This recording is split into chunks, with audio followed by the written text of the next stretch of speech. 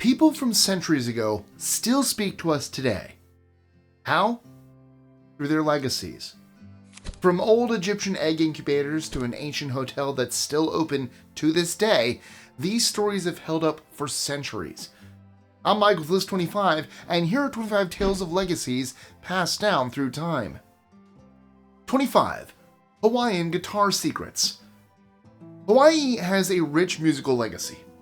Some people there have very specific guitar playing traditions passed down across the generations. How you tune a guitar depends on where in Hawaii you are and which family you're talking to. It isn't a one-size-fits-all type deal. Also, this legacy was communicated through the spoken word. These were oral traditions, not written down, which made the tuning process more mysterious to outsiders. The mystery couldn't last forever, though. Things changed a little with the rise of popularity of Hawaiian music, opening up some of Hawaii's history and culture to the wider world. 24. Legacy of enslaved song. A traditional family song turned out to have fascinating and shocking historical links. The family, who were based in Georgia, knew the tune, but not the lyrics, which were sung in an unknown language. In the 30s, a linguist recorded it. Then years later in the 80s, an anthropologist traveled to Sierra Leone with the recording. That's where their investigation finally revealed the nature of the song. It was identified as a funeral chant in Mende, which is a large ethnic group in the West African country. So, the song was sad, and the background to it is even sadder. The song would have been sung in Georgia against the backdrop of slavery. To this day, this slice of African culture has been preserved in musical form, though how it arrived in America is an uneasy thing to hear about. 23. Ancient egg incubators. Ancient Egyptians used to put chickens in ovens, but not for cooking. Instead, they were incubating and hatching baby chicks, though some would end up in people's stomachs. The ovens were made of brick and heated by fire. A ventilation system helped keep things from reaching boiling point. After all, the Egyptians liked their eggs fresh and hatchable. Over a period of 2 to 3 weeks, the ovens produced thousands of chicks, making them the mass-market equivalent of a giant hen's bottom. The business was so large that it needed teams of people to look after the ovens, making sure there weren't any unexpected boilings, not to mention poachings or scramblings. 22. Fox spirits in Japan. Japanese tradition and folklore feature many spirits, and one of the most intriguing and sinister tales is that of the fox spirit, or what they call the kitsune.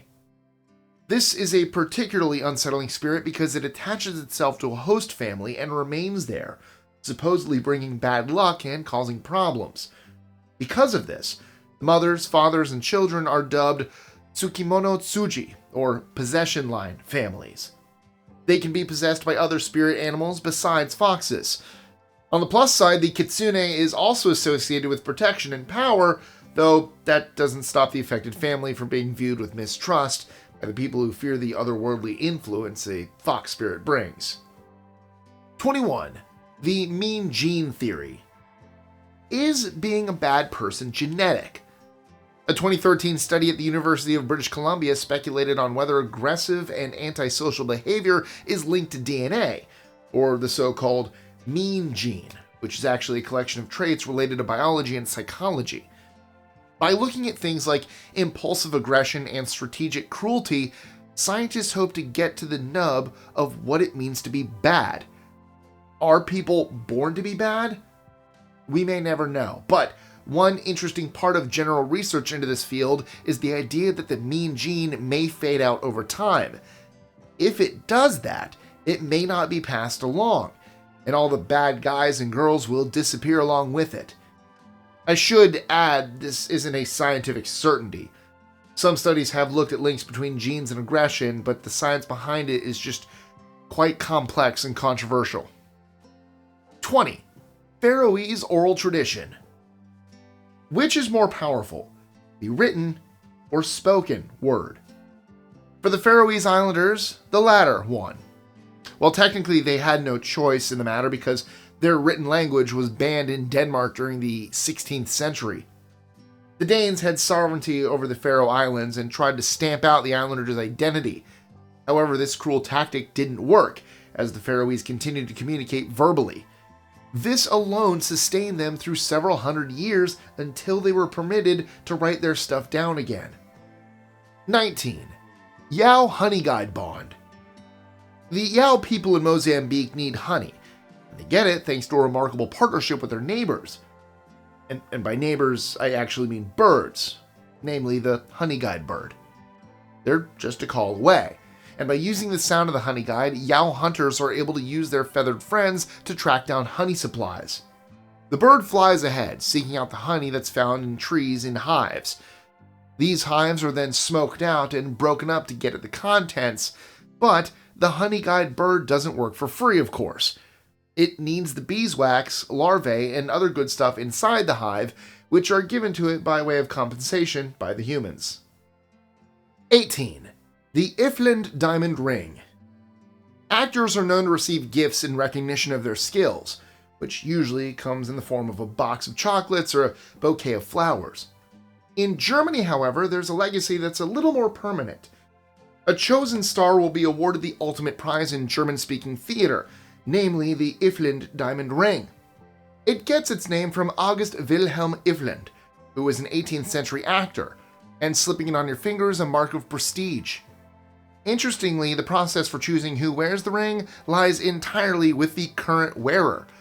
Before you know it, you're being presented with this beautiful jewel-studded ring, either in person or after the owner's death. 17. New England's Golden Tradition. This next tradition started in the early 20th century and came from a newspaper. The Boston Post decided to send walking canes to various towns in the area to publicize itself. I guess people were a lot more cane conscious back then. Seeing gentlemen walking around with the help of a cane was a more common sight in those days. That said, there was a condition to the Post's mass handout of canes. They wanted the cane to be given to the town's oldest inhabitant, and the idea stuck. Fast forward over a century later, and gold-tipped canes are still being given to the elderly. If the owner passes away, the cane is handed down to the new elder statesperson of the community. It's a sweet tradition that forms part of a heartwarming legacy. 16. Muslim custodianship. Muslims and Christians seem to be far apart in terms of their faith. However, the Church of the Holy Sepulchre in Jerusalem has Muslims as their custodians. This sounds surprising, given the deep connection it has to the story of Jesus Christ. The location of the church is also said to be where Jesus was crucified and entombed. So how did this unusual custodianship come about? The tradition dates back to a time when Muslims had more authority in Old Jerusalem. Having Muslim custodians was intended to prevent trouble between Christians. The various denominations led to arguments, and they all had to share the same building. So, this was an executive decision, the legacy of which is still felt today. Two neutral Muslim families provide access to the church. The Judah family keeps the keys, and the Nusayba family takes them to let people in and out. 15. Antimony pills legacy. 18th century medicine took constipation relief to a whole other level. In the grand tradition of finding out disgusting stuff on list 25, well, I present to you antimony pills. This was a medical treatment with a high metallic content, which was effective, but also pretty poisonous. The real ick factor sets in when you learn what happened to the pills once they've been used. Didn't they dissolve in the person's stomach? Nope. In fact, they emerged at the other end, after which doctors would wash them and recycle them for the next patient. This puts a new spin on the expression waste not, want not. The waste in question just happens to be that of human. 14. Honoring military graves. American military graves are found around the world, though they're especially well tended if they happen to be in the Netherlands and Belgium. Despite the fallen soldiers not being from their country, people in the area make a point of maintaining the graves. They do things like lay fresh flowers and perform a general cleanup. This is both to honor the service people and keep a tradition about death very much alive. The legacy has passed from parents to children, showing that respect for military service transcends national boundaries. 13. Sanson family executioners. If you needed an execution in Paris between the late 17th and mid-19th centuries, then there was one name to trust. The Sansons had a family business like no other, keeping their heads while all around them were losing theirs. It was a gruesome but skilled trade, requiring careful handling.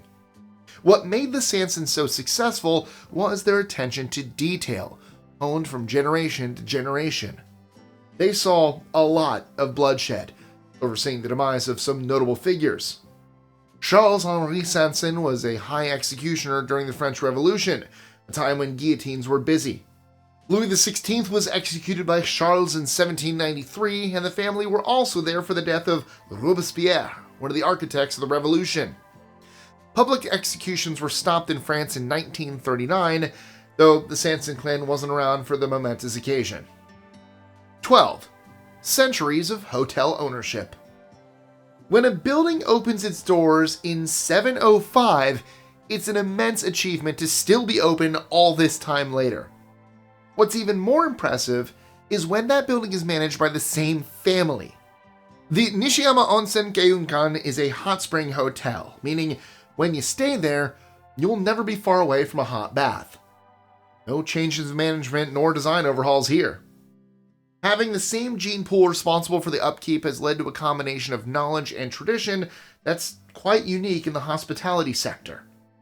It's regarded as the longest continually run hotel on Earth. Some doubt the stat because of change in management in 2017, but hey, they've still been around for hundreds of years. Sounds like people might be splitting hairs here. 11. Relic of the Holy Prepuce. We've known about the relic of the Holy Prepuce since 800, when it was mentioned in religious documents. This relic is unlike a lot of other relics, and I don't mean because it's directly linked to Jesus Christ. I mean, it has a strong connection that other items such as the Turin Shroud don't have. You see, and there's no delicate way of putting this, but the relic of the Holy Prepuce is the foreskin of Christ. That's what people believe anyway.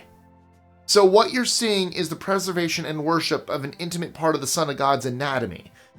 There's also more than one supposed prepuce out there, but I'm not going to comment whether these objects are genuine or not. It's kind of a private matter between the religiously inclined and God, and religious matters don't get more private than this. 10. Niihau family legacy. While Hawaii is a major tourist destination, there's one place in the island group that's less commercial than the rest. It's called Niihau, also known as the Forbidden Isle. Why is it forbidden? Well, I wouldn't go that far, but it's definitely a very private place, with a strong sense of Hawaiian traditions and culture. Plus, it's owned by one family, the Robinsons, who first purchased the land in 1864. Instead of turning it into a vacationer's paradise, the island became a haven for the old ways of Hawaii. With 150 people said to live there, it's remote, secluded, and slightly mysterious, which only makes people want to visit it more. 9. Generational paper suppliers. These days, we live in a paperless society. However, not so long ago, paper was very important. Not just for books and documents, but for the economy. Paper money in America first developed in the 1860s, and supplying the material for printing was a family called the Cranes. Crane & Co. made sure the banknotes in people's wallets were secure and hard-wearing. Things like watermarks on bills are just one of their patented methods. Times change, though the company still operates as an established part of the U.S. financial sector. 8. Holocaust survivors' trauma. The trauma experienced by Holocaust survivors could potentially be passed down through the generations. A possible link was revealed in 2015, showing evidence of what's called epigenetic inheritance. It's where genes can be affected by a person's environment. Research took place at Mount Sinai Hospital in New York, where 32 Jewish people from that time were analyzed, together with their descendants. The terrible stress and abuse endured by those people seemed to affect them at a biological level. This is a legacy no one would want. and it demonstrates just how destructive the actions of Adolf Hitler and the Nazis were close to a century ago. The people endured, yet a painful memory was left behind that went beyond the psychological. 7. Albanian blood feuds. Jakmarja is the Albanian word for blood feud. This ancient tradition is all about retribution and spells disaster for families caught up in it. Similar to the old saying of an eye for an eye, it responds to the murder of someone by demanding a murder in kind. The shocking consequences are targeted at the person who committed the crime. If they aren't around, then a male member of that individual's family must pay the price. The blood feuds can last a long time, generations even, making them particularly dangerous. It's a throwback to a more violent time when people went by their own laws and codes. The practice is both highly organized and devastating, with people's lives taken and the lives of those around them changed forever. 6. Mayan stingless beekeeping. Beekeeping is a cool thing to do, but what about the inevitable stings? The ancient Mayans had that covered, using bees with no sting. Yes, bees don't always have active stingers, with the Maya making their honey through the Melipona species. This tradition involves more than producing delicious nectar. It was about respecting and preserving the bee population as well. For example, you wouldn't see all the bees crammed into a hive.